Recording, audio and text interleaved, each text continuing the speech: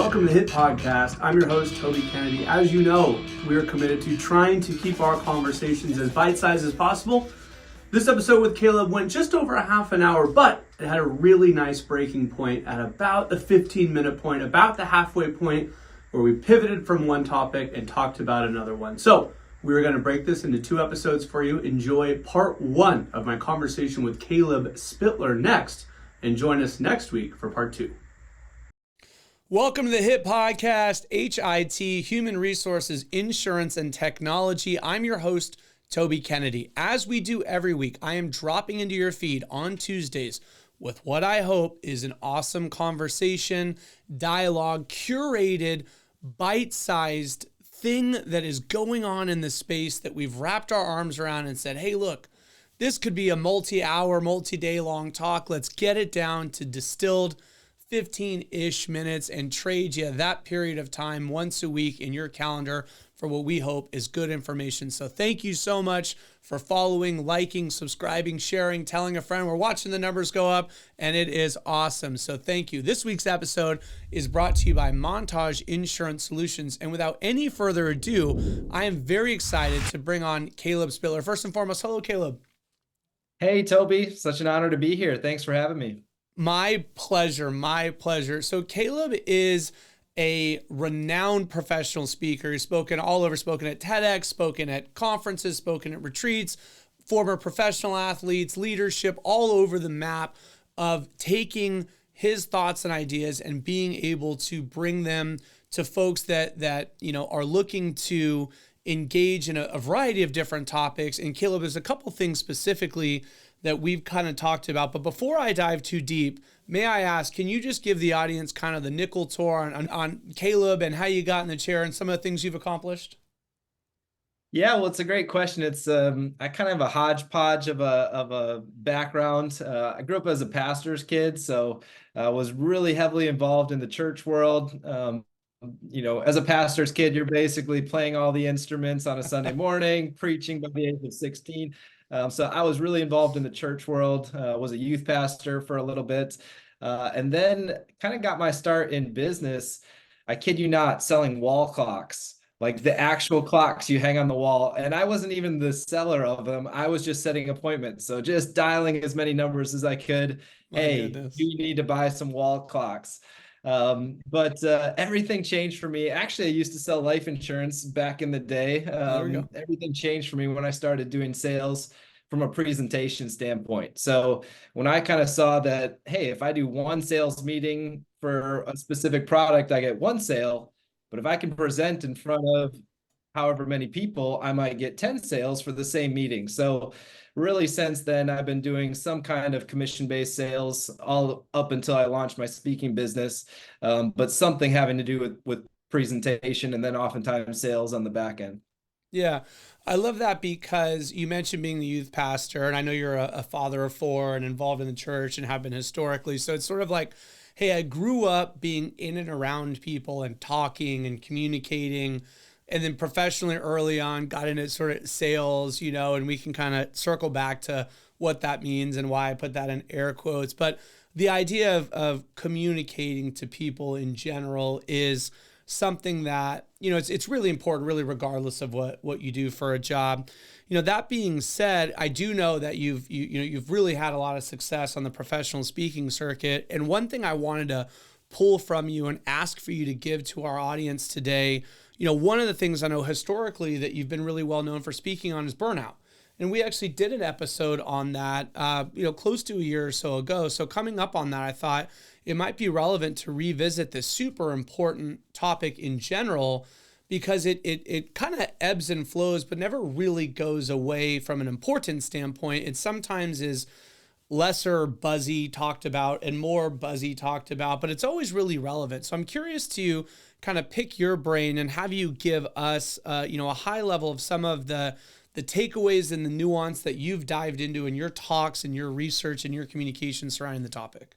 Yeah, so really briefly, my story, my burnout story, was when I was selling life insurance. I had one of my best weeks. I had sold a little over 80 policies, and that was kind of Wow. one-to-one, face-to-face. I was, again, was doing a presentation, but then would move people into kind of a 5-minute quick, let's close them on the spot type of offering. And I remember at the end of the week, the CEO of the company called me up and he said, Caleb, you just won the award. You're the top performer in the company. We're going to fly you and your wife out. You're going to have the fanciest meal of your life. We're going to talk about your future in the company. And I said, well, thank you, Mr. CEO, but I'm quitting. And he said, "What? How can you be quitting? You just made all this money. You've had a great, season." But I was just so depleted. I would start selling at 5 a.m. I might finish at 1 a.m. the next morning. Mm, And so what I looked at is top performers. Why are top performers quitting companies? And mhm. that's not a good feeling as a leader in the company to have your top performer on an award call tell you that they're not going to be continuing on with the company. And Sure. so I tried to reverse engineer that and say, okay, what do top performers need to not get burnt out? And it really comes down to three really simple things. They need to, I use the acronym CPR. So first they need composure, which is your ability to bear up under stress. So if someone is high stress, meaning there's lots of things that are frustrating them or making them anxious in their work, that will lead to burnout. The P in CPR is a lack of purpose. So someone doesn't believe in what they're doing or feel connected to the mission of the company, that they matter and the work they're doing matters. That can lead to burnout. And then the R is rest. So people do actually need to rest and recover, whether that's sleep or unplugging or getting with some close friends or a handful of different things that we could do to talk about rest. But burnout actually is getting worse and worse with each up and coming generation. Mm. I think that's something that we as wise leaders have to be on the lookout for. I remember seeing the memes about people doing something they call quiet quitting now, right? Which is like they're so burned out, they're staying. And then the Gen Xers kind of commenting on that meme. It's like, buddy, it's called phoning it in. We've been doing this for decades. Like, you didn't invent, kind of half-hearting it. People have been doing that forever. So it's interesting to hear you say, like, yeah, it's been around, but perhaps kind of the numbers, the volume, or even maybe just the, I don't know, blatantness of it, right? We're kind of saying the quiet part out loud now. Yeah, absolutely. It's one of the hard things when I go into companies and talk about this. Sometimes the seasoned leadership says, shut up, no one cares, work harder. And then you have the younger people that are saying, well, I feel burnt out. And the senior leadership saying, well, you work 35 hours a week. Why are you burnt out? And so there's kind of this disconnect between it's not necessarily more of a workload or a more stressful environment. And that's one of the challenges that senior leadership is struggling with is they feel like this next generation is just lazy or doesn't have work ethic. And that's why they're saying they're burnt out. I think there's some other things going on behind the scenes. Mm. Again, I mentioned not being unplugged. I went in and I spoke with one organization. Their engineers, their developers would go home after the workday and they would play video games for about 8 hours. They'd go to bed at 3 or 4 in the morning and come back into work at 7 a.m. So they might only be working 40 hours a week, but they have this whole other 8 hour work week on their video games, which is a massive dopamine spike. And then you're going to come back into the workplace and wait, I have to work for you for 2 weeks before I get a reward. My video game, I can get to level whatever in an hour. So Yeah. again, I like to refer to that generation as more so sick rather than lazy. I think they actually need help. They need healing. Yeah, well, and this will be a sidebar, but I'll try to bring it back. But the conversations I've seen surrounding bullying, for example, and maybe why it's more pronounced these days, is that at least back in the day, if the bully was making fun of you or punching you in the nose or whatever the case is, when the school bell rung and you went home, ideally that stopped and that was gone, right? I'm not talking about whatever might have been going on in the workplace. I mean, your interactions with the bully stopped in ways relative to how nowadays you can log into your social media and that they're still there. So it's this 24/7 pervasiveness that I think is maybe what you're getting at. It might be the R part in rest, even, not to, put words in your own acronym's mouth, but I'm curious if you can go with me on this analogy where I had heard that, if you picture a glass of red wine and you take a sip of the glass of red wine, there's those sort of tendrils on the glass that are still there, and then it settles after a while. You don't just take the glass and put it down and settle. And our brains are like that with a lot of things we're working on, where when we break and we move on, if we don't give it the time to settle back down the brim of the glass and into the cup, we never fully settle from the sip. We never fully settle from the thing that we're doing. Our brain never got a chance to get that residue down and settled, if that makes sense. 100%. Yeah, I love that analogy. Never heard that before. I actually just heard on a podcast this week, so don't quote me on it if it's not true, but the stat that someone said was that chess players expend about 6,000 calories a day when they're in a chess tournament, just from their brain usage, where, a typical person might expend between 2,000 to 3,000 calories a day. And so, yeah. I don't know how true that is, but I know race car drivers, that's part of it too, because they're so locked in for so long that physically they're not doing much more than sitting there. Don't at me, race car drivers. I'm sure shifting gears and moving it. So, but like, it's the mental exhaustion, I think, from being so dialed in is what we're saying. Yeah. So what happens when you have a generation that is never unplugged and usually sleep deprived? It's not complicated stuff here, but it's something that is, again, if you look at the data, it's getting worse with each up and coming generation. And it was the number one reason that people quit last year. So again, as business leaders, I think you can say, well, it's not my fault, or, these types of things. But I think as business leaders, we just have to say, well, it's not your fault, but it is your problem. And it's going to continue to be a problem unless you learn about it and address it. Yeah. I mean, I'm one of those guys that when people start in with those types of sentences, I go, it's great. If grandma had wheels, she'd be a bicycle, right? I don't care about if things were different, they'd be different. Of course they were.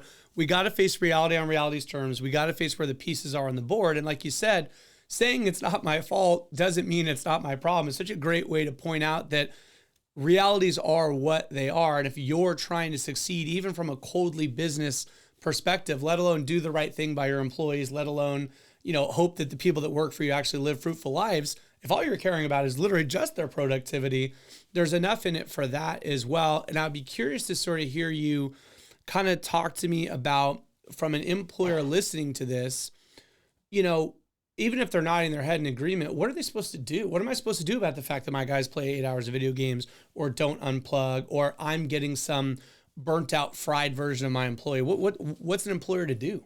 Yeah, it's a big challenge. Without pitching myself, I do believe education is a huge thing. I mean, when I went in to work with this company and I met with these software developers, they just didn't know that their brain needed that rest. They didn't know that even 1 hour less sleep a night would affect their performance and their mental health in the way that it did. And so literally just one tweak of me just saying, hey, why don't you try, 2-3 nights a week, not playing any video games and going to bed at a decent hour.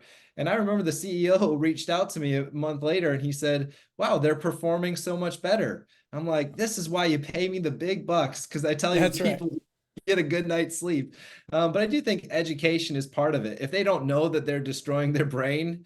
So I always tell people you can set an example for them. If you're sending emails at 1 a.m. and on vacation, that's not helpful. You can encourage them. So you can say, hey, on your breaks, actually take time off, and then you can educate them. So if you can bring in resources or people that can help your team, that can create a big shift in your organization as well. Well, you joke about paying you the big bucks, and I appreciate, the humility and not trying to pitch yourself. But if someone's listening and does want to get in contact with you, I'm happy to tell people, hey, listen, are you fielding phone calls, and what's a good way and place to get a hold of you?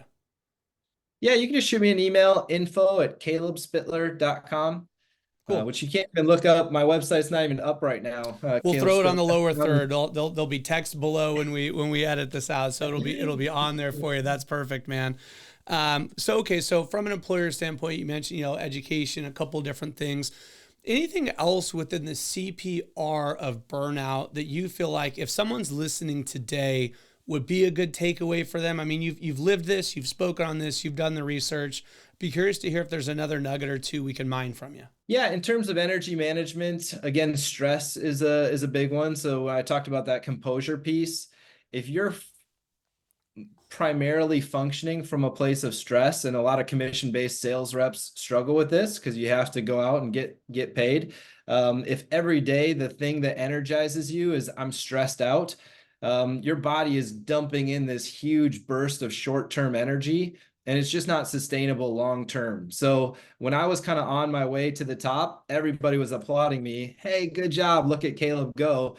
But I was using unsustainable energy in that we had just moved into this big house. I was super stressed about finances, and I was crazy hard worker, but it wasn't because I loved the work or I felt like I was on mission. It was because I was stressed out. And so Yeah. it is that fight or flight. Some people are extremely productive, but from a place of fight or flight. And so I think if you can help your team work from a place of purpose, that is extremely powerful, which again, they know that they matter to your team and they know that the work you're doing matters. I'm such a big believer in sales teams selling your team on the product before they go sell the product. So it's not enough. As much as people tell you, hey, I'm in this sales role for the money, like even salespeople want to feel like they're making a difference in the world. So if you can show your team, here's how we're actually helping people, I think that does go a long way to people feeling a sense of fulfillment and satisfaction in their work. That's all the time we have for you this week on the show. Join us next week for part 2 of our conversation with Caleb Spitler. And until next week, make this the best week yet.